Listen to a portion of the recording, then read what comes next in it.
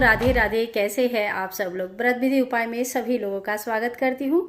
और आज की वीडियो ना बहुत खास होने वाली है। देखिए हमारे ना लड्डू गोपाल जी आ गए हैं। और पता है वो क्यों आए हैं आप लोगों के साथ? आज आए हैं बताने के लिए कि अगर आप लड्डू गोपाल जी घर पर लाते हैं तो कौन सा वो सामान है जो उनके साथ आपको जरूर लानी चाहिए। तो चलिए शुरू करते हैं आज का वीडियो। हाँ, एक बात कहना चाहूँगी, अगर आप लोगों को मेरी वीडियोस पसंद आ रही है तो प्लीज़ एक लाइक ज़रूर कर दिया कीजिए, क्योंकि लाइक बहुत कम आता है। आपके लाइक्स कमेंट्स ना मुझे बहुत हौसला देते हैं। तो ये है हमारे गोपाल जी, इनकी दर्शन पहले कर लीजिए आप। और अब शुरू करते हैं। तो देखिए मैंने ना सारा सामान यहाँ पे जो उनकी ज़रूरी सामान होता है वो मैंने इस टेबल में इस तरह से निकाल के रखा है, ताकि आप लोगों को हर चीज़ दिखा सकूँ, कोई छूटे ना। तो सबसे पहले जब गोपाल जी आप घर पर लाएंगे, पहला चीज़ है कि उनको बैठाने के लिए किसी भी प्रकार का एक सिंहासन जरूर लेके आइए। ठीक है, एक सिंहासन, एक बेड आप अलग से ले सकते हैं, लेकिन अगर आपके जगह का अभाव है या कोई भी परेशानी है, कुछ भी है, आप दूसरा नहीं लेना चाहते हैं, तो आप सिर्फ सिंहासन में भी उनको सुला सकते हैं। उसके बाद देखिए उनके लिए सोने के लिए एक बेड जरूर ले लीजिए। दूसरे नंबर पे आता है ये बेड। यार ये जो बेड है ना, ये मैंने खुद बनाया था। एक साल जन्माष्टमी में, शायद 2-3 साल हो चुका है। और ये बेड मैंने काफ़ी यूज़ किया, ठाकुर जी ने, मैंने नहीं, ठाकुर जी ने काफ़ी यूज़ किया। बहुत सुंदर बेड है। तो आई होप आप लोगों को ये बेड भी अच्छा लगा। तो एक बेड आप ज़रूर ले लीजिए। ठीक है। अब दूसरी चीज़ है जो गौ माता। गौ माता बहुत इंपॉर्टेंट है। अगर आपके घर में मतलब आप थोड़ी देर के लिए भी बाहर जाते हो, देखो हमें काम के वजह से कभी ना कभी बाहर जाना ही पड़ता है, तो आप जो है ना एक गौ माता ठाकुर जी के सामने ज़रूर रखना। ये गौ माता जो है ना ठाकुर जी की सेवा करते हैं जब आप नहीं रहते हो। एक छोटी सी घंटी, ये घंटी के बारे में आप लोगों को कोई नहीं बताएगा, लेकिन देखो घंटी ना बहुत ज़रूरी होती है। छोटी सी घंटी, हल्की आवाज़ वाली। तो भोग लगाने के टाइम पे ये घंटी ज़रूर बजाना। घंटी बजाने के बाद ठाकुर जी को भोग लगाया जाता है। इसके बाद देखिए ठाकुर जी की भोग लगाने के लिए पात्र आपको हमेशा अलग से रखना चाहिए।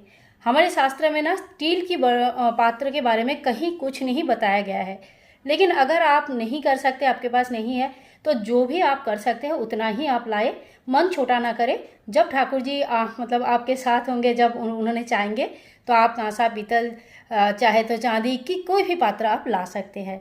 उनके जो पात्र है होगा खाने पीने का, वो बिल्कुल भी झूठा नहीं होना चाहिए। आप लोग उसमें खाना नहीं खाएंगे। ठाकुर जी के पात्र बिल्कुल अलग होना चाहिए। ठीक है।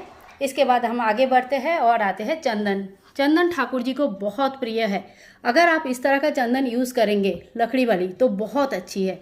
और अगर टाइम नहीं हो पाएगा तो ऐसा गीला चंदन भी मिलती है मार्केट में, तो आप ऐसे चंदन का यूज़ कर सकते हैं। ये जो चंदन होता है ना, ये एकदम प्योर चंदन होता है। तो इसीलिए इस चंदन के बारे में मैं ज़्यादा बोलती हूँ, क्योंकि इसमें प्योरिटी 100% होता है। इसमें कभी कोई मूर्ति काला नहीं पड़ता है, कोई प्रॉब्लम नहीं आती है। और ये जो गीला चंदन होता है ना, ये अगर अच्छी क्वालिटी की होगी तो अच्छा बात है, नहीं तो गीला चंदन, काफ़ी चंदन इस तरह का मिलता है मार्केट में जो मूर्तियों को काला कर देते हैं।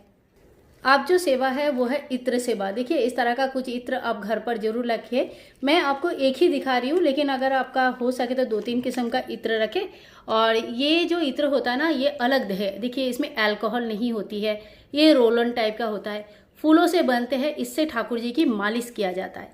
आपको पूजा शॉप में, वृंदावन में मिल जाएगा, या किसी भी इत्र के जो दुकानें होते हैं ना, वहाँ पे अगर आप बोलोगे कि भगवान के लिए चाहिए और बिना अल्कोहल वाले चाहिए, तो वो आपको इस तरह का इत्र दे देंगे।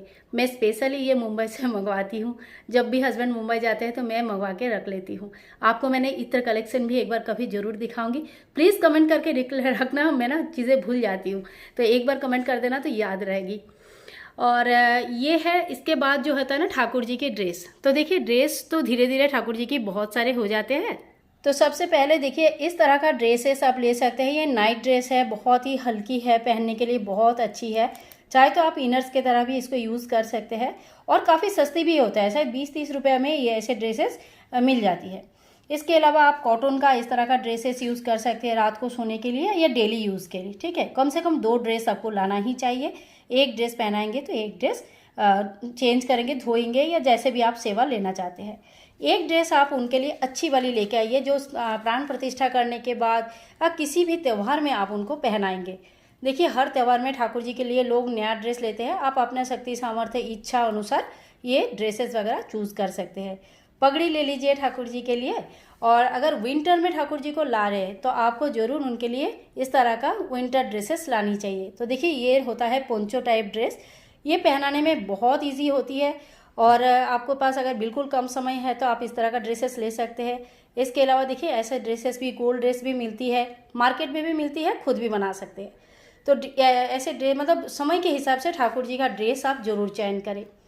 इसके बाद आती हूँ आपका जो मेन चीज़ है, कुछ ठाकुर जी ना हमारा सजने धजने में इम्पॉर्टेंट है। एक चीज़ मैं रखना भूल गई, उसको रखती हूँ फिर बताती हूँ। तो वो है सबसे ज़रूरी चीज़, सारे गहने, सारे ड्रेस, सभी प्रकार के, सभी आपका सेवाओं के सबसे ऊपर की सेवा जो होती है वो है तुलसी की सेवा। आप तुलसी ज़रूर रखें। बाई चांस अगर आपकी तुलसी सूख रही है या तुलसी नहीं है आपके पास, तो फिर आप जो है ना तुलसी की जगह इस तरह का तुलसी की माला का यूज़ कर सकते हैं। तुलसी माला जो है ना भगवान को तुलसी के समान ही है, तो आप तुलसी माला या तुलसी कुछ ना कुछ जरूर दीजिए, नहीं तो ठाकुर जी भोग ग्रहण नहीं करते हैं। इसके बाद देखिए बढ़िया सा एक मुकुट वगैरह कुछ ले सकते हैं। ये तो जस्ट मैं ऐसे ही दिखा रही हूँ, मेरे पास है तो मैं आपको दिखा रही हूँ। ये सारी चीज़ें आता है ठाकुर जी की श्रृंगार के हिसाब से, ठीक है। तो ठाकुर जी के इस तरह का श्रृंगार के सामान ले लीजिए, इस तरह का माला ले सकते हैं।